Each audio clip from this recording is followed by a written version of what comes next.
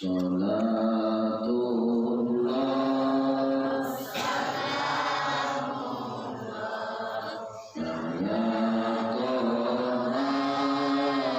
Rasulillah. Salatullah salamullah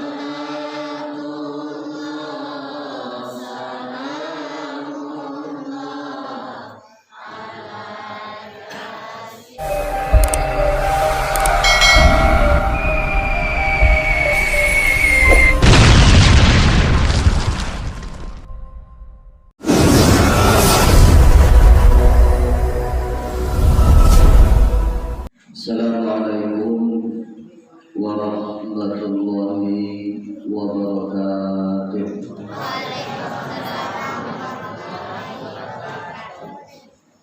Alhamdulillah, alhamdulillahillazi ja'ala fis samaa'i furja.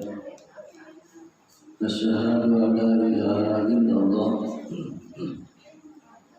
wa asyhadu anna Muhammadan abduhu wa rasuluh la nabiyya ba'da amma ba'du. Qala Allah ta'ala fil kitabihil karim, na'udzu billahi minasyaitonir rajim. Bismillahirrahmanirrahim. Inna Allaha wa malaikatahu yusholluna 'alan nabi ya ayyuhallazina amanu shallu 'alaihi wa sallimu taslima. Ta'ala yaqulu laqad kana lakum fi rasulillahi uswatun hasanah liman kana yarjullaha wal yawmal akhir wa dzakarallaha katsiran. Kita syukur pada sama-sama kita aturkan kehadiran Allah yang mana Allah pada malam ini masih melimpahkan kita rahmat dan nikmat udara masyarakat ibadat, sehingga masih lagi kita nikmat iman, sehat, masyarakat nikmat kesehatan. Allahur Rahman, Allahur Rahim, Allah Maha Pengasih, Allah Maha Penyayang, kasih menapilih kasih sayang yang tiada terbilang. Kemudian salawat dan salam sama-sama kita mohon kepada Allah agar disampaikan kepada arwah pucuk pimpinan umat sedunia, Bari Baka Kota Madinah Intan Rohani di dalam surga, yang bertiterkan Habibillah, yang berbapakkan kepada Abdullah, yang beribukan kepada Aminah.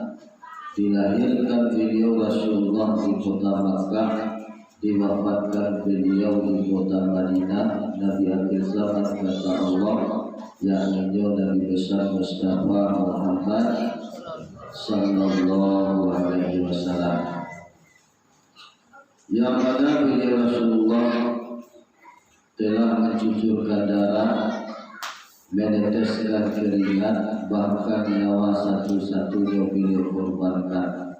Seluruh pengorbanan yang beliau korbankan itu demi kecintaan beliau terhadap kita selaku umat. Oleh sebab itu mohon kepada kita yang hadir sebagai rasa cinta kita kepada Nabi, hendaknya kita perbanyak bersalawat kepada beliau. Kemudian salam kehormatan disampaikan kepada para guru-guru, para alim ulama, imam, khatib selaku seluruh bidang dalam negeri, para nenek mama jadi pandai selaku pemuka adat, teristimewa kepada seluruh jamaah yang hadir, jamaah kaum ibu dan kaum bapak, jamaah kaum muslimin dan muslimat, kita dan dasari namo kok kadang hendak kain bawah digala, umumnya jamaah kaum muslimin dan muslimat yang dimuliakan Allah. Yang dimuliakan Allah, salah satu untuk salah satu laku dan kadapi diawak dalam rangka memperingati hari kelahiran Nabi besar Muhammad sallallahu alaihi wasallam, tak lain bukan adalah syafaat. Ana dikatakan syafaat senteng nan kamanulai kurang nan kamanu dan kamanuwa. Atau syafaat itu disebut dengan pertolongan dari Nabi kita Muhammad sallallahu alaihi wasallam. Lain kalau kita syafaat Nabi lo, lain itu kita akan pertolongan Rasulullah. Mudah-mudahan kita diakui sebagai umat dan mendapatkan syafaat di yaumil akhir. Amin Allahumma amin. Itu yang pertama.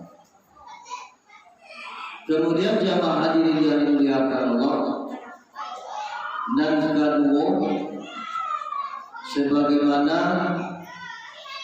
Abu Bakar As-Siddiq berkata, man azama maulidin Nabi sallallahu alaihi wasallam, siapa-siapa yang membesarkan hari kelahiran Nabi besar Muhammad sallallahu alaihi wasallam, kana rafiqi fil jannah, maka dia nanti akan menjadi temanku di dalam surga. Kemudian untuk dan ketiga, dalam rangka memperingati atau memeriahkan hari kelahiran Nabi besar Muhammad sallallahu alaihi wasallam, sebagaimana Sayyidina Utsman berkata, qala Utsman radhiyallahu anhu, kata Utsman, man azama maulidin Nabi sallallahu alaihi wasallam, siapa-siapa yang membesarkan hari kelahiran Nabi besar Muhammad sallallahu alaihi wasallam, faqad ahyal Islam, maka sesungguhnya dia telah kembali menghidupkan suasana Islam. Kemudian berkata Sayyidina Ali radhiyallahu anhu, man asama maulidin Nabi sallallahu alaihi wasallam la yakhruju minad dunya illa bil iman. Siapa-siapa yang membesarkan hari kelahiran Nabi besar Muhammad sallallahu alaihi wasallam, la yakhruju minad dunya illa bil iman, tidak keluar dia nanti daripada dunia kecuali dengan iman kepada Allah Subhanahu. Sangatlah banyak untuk dan laku dan PT kita. Di kita meriahkan, kita peringati, kita besarkan kelahiran Rasulullah, itu tanda cinta kita kepada Nabi kita Muhammad sallallahu alaihi wasallam. Itu Nabi kita Muhammad dilahirkan pada hari Isnin tanggal 2 balik bulan Rabiul Awal, dikenal dengan tahun gajah. Baru tahun gajah, peristiwa apa yang terjadi di saat itu? Menurut tarikh, menurut sejarah, kota Makkah di saat itu dipimpin oleh seorang raja yang bernama Habbasyah. Dan Raja Habbasyah lah tahu dari ahli-ahli kitab terdahulu bahwa suatu nanti akan lahir Nabi yang ummi, Nabi akhirul zaman, imam daripada sekalian Nabi dan imam daripada sekalian Rasul, yang akan menjadikan Ka'batullah sebagai kiblat. Jadi Raja Habbasyah pula tahu dari ahli-ahli kitab, mereka takwil, kalangan Yahudi dan Nasrani takwil, akan habis keyakinan kepercayaan jahiliyah semasa itu. Maka sepakatlah Raja Habbasyah nyukumpu bala tentara dengan gagah perkasa, kemudian dibekali dengan gajah-gajah yang besar.